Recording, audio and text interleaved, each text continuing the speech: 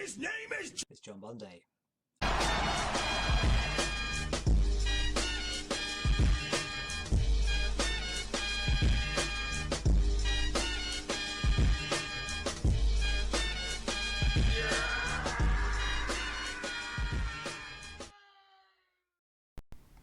Hello Internet, it's John Bunday and I have been to the library again.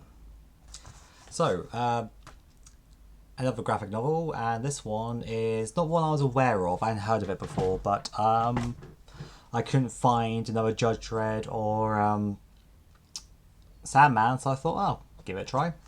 And that was called A Thing Called Truth by Iolanda Zanfardino and Elisa Romboli. So, a workaholic scientist who wanted to save the world and a woman who fears nothing except discovering her own destiny find themselves mixed up in a chaotic on-the-road adventure through Europe together. Will they manage to find a middle ground between their opposite ways of life? At least long enough to be able to complete their missions. And what if this leads them to an unexpected romance? What they're saying about A Thing Called Truth. All the energy charm of A Thing Called Truth's moments are delivered wonderfully through Romboli's art, from the book's opening hopefulness to the surprising ending.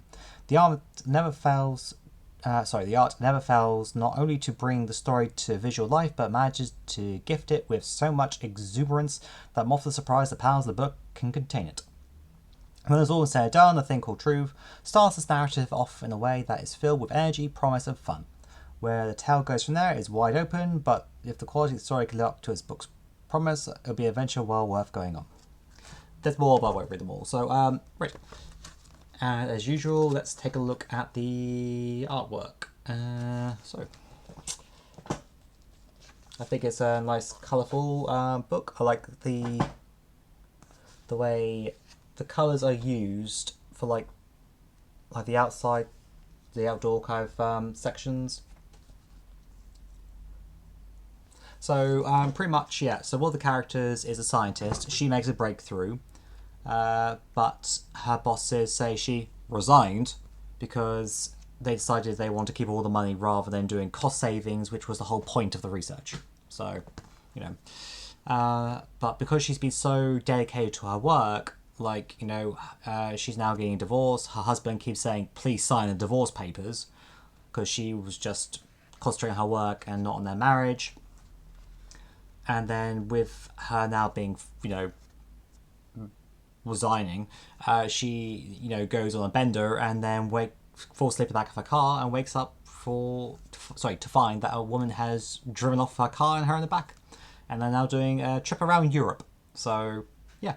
She wants to relive movie scenes based on a book that her brother wrote. When I say wrote, it's in like a journal. Like, I want to go and do this scene from this film. So, yeah. I mean, this seems like it's self-contained. Like, it doesn't say anything about, you know, being volume 1 or anything. It seems to apparently be, you know, this is it. But it does leave some plot threads, and it's not like, oh, what will happen? Like, literally, during one part of the book, the ex-husband is like banging on the lab door saying, where is she? And then it moves on to like, the police have come to like her flat to see what's happened. I'm thinking like, there's no resolution to that. So is there meant to be more?